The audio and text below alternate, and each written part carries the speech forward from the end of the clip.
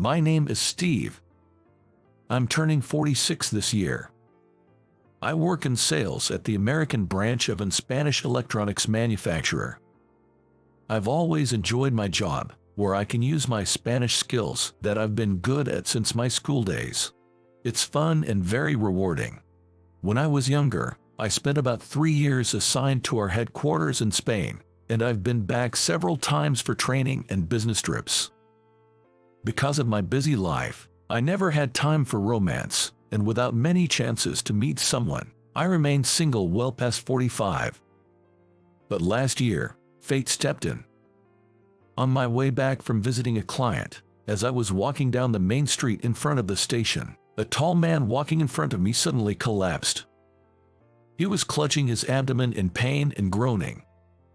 I rushed to his side and crouched down, asking, "Are you okay?" But when I looked at his face, he seemed like a foreigner. Then he spoke to me in Spanish. "My chest hurts. Please call an ambulance." "Understood. I'll call one immediately." I responded in Spanish too and dialed 911 on my cell phone. While I was on the phone, a woman approached us.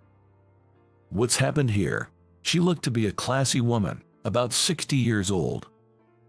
"This man says he's having chest pains," I explained. Then she spoke to the fallen foreigner in Spanish. "I'm a nurse. Can you tell me exactly where and how it hurts?" After that, she neatly placed her rolled-up jacket under the man's head and checked his pulse while asking about his condition. When the ambulance arrived, she explained the man's condition in detail to the paramedics and accompanied them in the ambulance. Watching her take charge, I thought she was pretty impressive. I saw her again when my dad, who lives alone, was hospitalized for colon polyp surgery. She was the nurse in charge of my dad's room. "Hey, you're the one from the other day. Oh my, thank you for that time." It seemed she remembered me too. "Thank you for that time too. You were a lifesaver. Was that man okay?" "Yes, because you called the ambulance right away," she said with a bright smile. "You're really good at Spanish, aren't you?" "Not really. It's all self-taught." "You studied Spanish by yourself?" "Yeah. I've always loved watching movies and foreign TV shows, so I got interested in Spanish. I learned by watching language programs on TV and buying books." "That's impressive. It seemed like you could speak Spanish too." "Well, I work for the American branch of a Spanish company, so I can speak a little." "Really? Have you ever been to Spain then?" "Yes, I have." She too had been to Spain on a trip. After that, we started talking every time we saw each other. Her name was Michelle, and she was about to turn 60. She was a cheerful person with a lovely smile, and talking to her was so enjoyable. I always wanted to chat more. Looking back, I realize I was totally smitten with her from the first glance. The age difference didn't matter to me. She was such an attractive woman.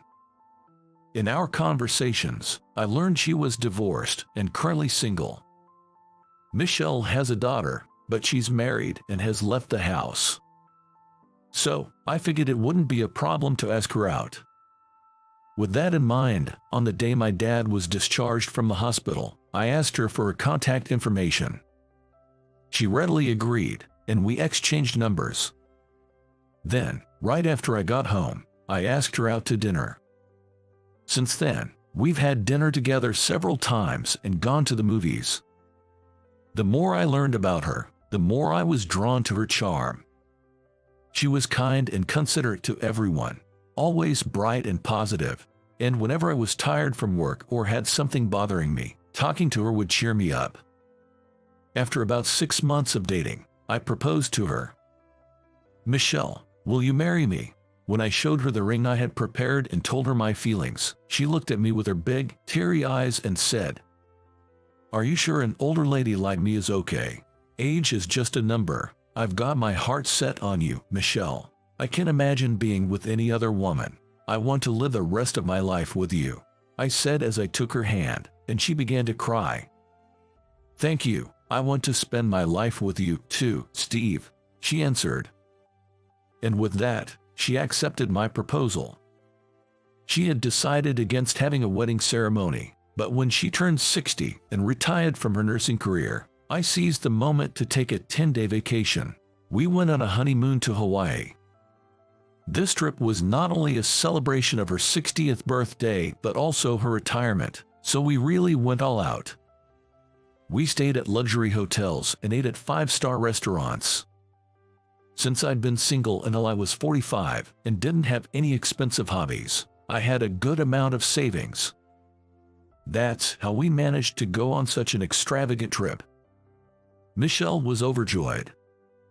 Seeing her having the time of her life, like a young girl, I knew it was worth it. Returning from our trip, about 6 months into our married life, one morning, as usual, I headed to work and was called in by my boss. The president of a major client from our headquarters in Spain is coming to America with his wife for a trip. We'll be hosting a dinner reception, so please attend with your wife as well. My boss, Director Frank, said that and then specified the date and time. I'll let you know the venue once it's decided. Understood. As I was jotting down notes in my planner, Frank suddenly laughed. Ha! Well, I've heard you got yourself a wife. I was starting to think you'd end up a bachelor for life, but good for you for finding a woman with such unique tastes. Those scornful eyes were staring at me. Frank is only 2 years older than me, but his pride and joy has always been his much younger and beautiful wife. And he's always taken every chance to mock me. Stuff like, you must be lonely being single at your age, or there's no way a woman with any sense would want to marry a guy like you. He's looked down on me forever. But to still be hearing this kind of taunt even after I got married. I was fed up with it, but kept my silence. Worried that my wife would be subject to some unpleasant comments if I introduced her to such a boss, but since it was an order, I had no choice. We would have to attend. On the day of the dinner, I took Michelle to the designated restaurant. It was a high-end place for Italian cuisine. When I mentioned the name of the organizer to make our reservation and was led to the private room, there were Frank and his wife. Frank had every reason to brag. His wife indeed had the beauty of a model. Sorry to keep you waiting, Frank. As I greeted him, my boss Frank looked over his wife, who stood behind him, and said, Steve, why did you bring your mom along? I thought the deal was you'd bring your wife. Hearing that, I felt my blood boil. Frank had a spiteful smirk at the corner of his mouth. He probably knew exactly what he was doing, saying it on purpose. Harassment like this is almost a form of art. That's not my mother. Let me introduce to you. This is my wife, Michelle. Michelle, this is my boss, Director Frank. Oh, my apologies. You're his wife. I mistook you for his mother because of your distinguished appearance. Frank continued with such rude remarks. Glancing over, I noticed that Michelle was giving a strained smile while remaining silent. She was forcing a laugh, but I bet it was hurting her on the inside. I couldn't forgive Frank for hurting my wife. If he dared to say something that insulting again, I resolved to hit back hard next time. After a while, our client from the headquarters, Richard, showed up with a young employee as his guide. Nice to meet you. I'm Richard. Excuse me, but my wife Emma is currently in the restroom, so I'll introduce you to her shortly. Richard said that in Spanish. Frank and his wife, as well as Michelle and I, all introduced ourselves in Spanish. It seemed like Frank's wife wasn't very good at Spanish. Apart from stating her name, she barely spoke, and whenever Richard asked her something, Frank answered for her. In contrast, Michelle, whose Spanish was fluent, was happily chatting with Richard. Seeing this, Frank and his wife looked displeased. Anyway, Steve, how did you get up the nerve to marry a woman so much older than you? Frank started speaking in English abruptly.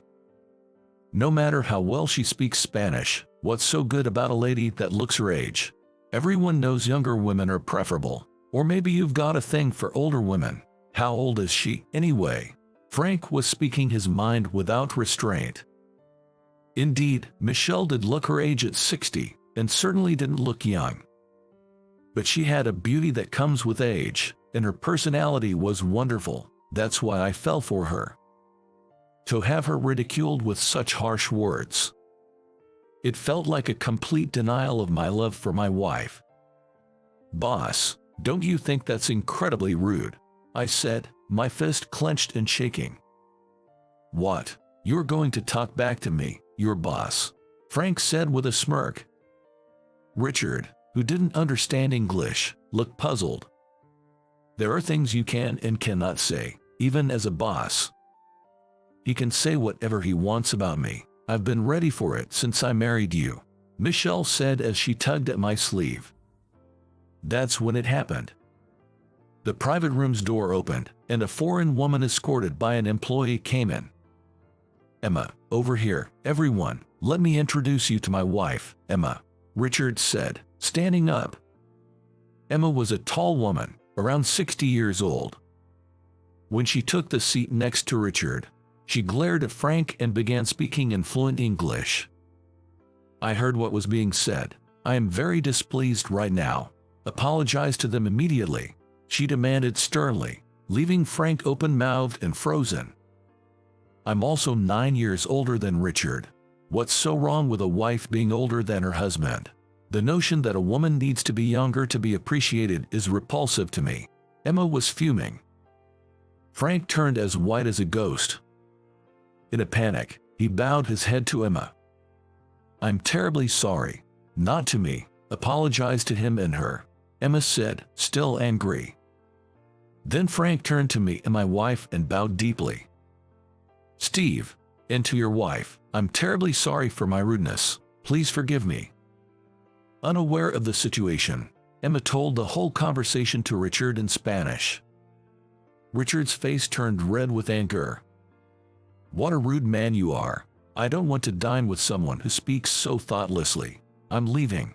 It was Emma who calmed down the fuming Richard, who had shouted in Spanish. Well, he has apologized, so let's forgive him." "No way, I can forgive him. Please leave now and never make such comments again." Richard's anger did not settle, and Frank, still pale, went home with his wife, looking downcast. Then, we introduced ourselves to Emma again. "Pleased to meet you. I'm Michelle, the wife of Steve Richardson."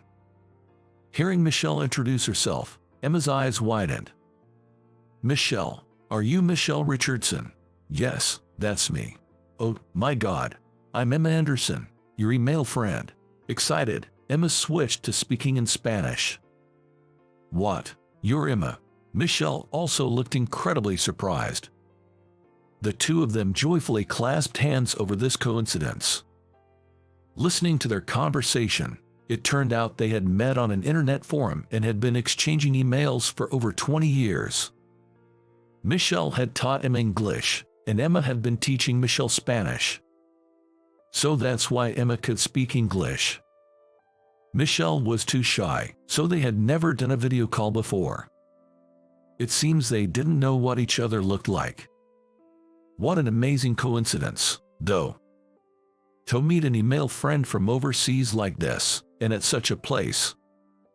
The party really got going with Emma and Michelle's conversation at the center.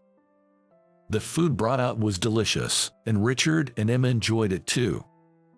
Man, what a great day. I can forgive Frank's remark, but I'm truly happy that Emma and Michelle met by chance. Richard had also heard about Emma's longtime email friend before. "I've really been looking forward to trying authentic Italian cuisine, and I'm totally satisfied. I'll be sure to tell the folks back at the headquarters in Spain about this." After the meal, saying this, Richard left with Emma. It seems the dinner was a success. Later that day, back at home, Michelle said to me, "Steve, thank you for standing up to Frank earlier. I acted tough, but if you had gone along with Frank, it would have really shocked me. I'm relieved and glad that you stood up to him." Of course I'd stand up to anyone. I can tolerate anyone talking awful about my dear Michelle. But, Michelle, You said you were prepared for this when we got together. I had no idea you felt that way. Gotta admit, it was a bit of a shock. But we have a 14-year age gap. I don't exactly look young, and to outsiders, our age difference is pretty obvious, right?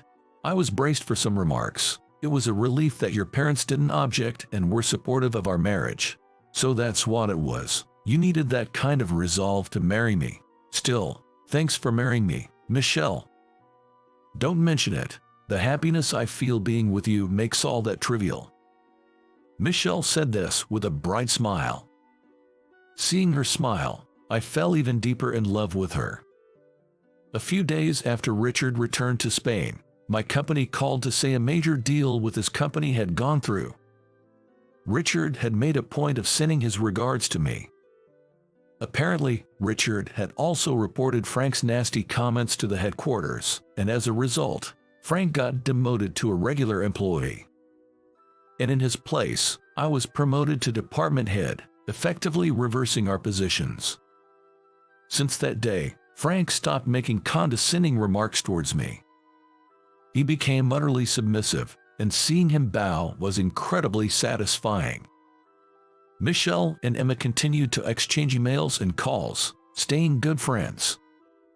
It looks like Michelle is now planning a trip to Barcelona where Emma lives. Watching her talk excitedly about it, I want to protect that smile for as long as I can. I want to make her happy. That's what I thought.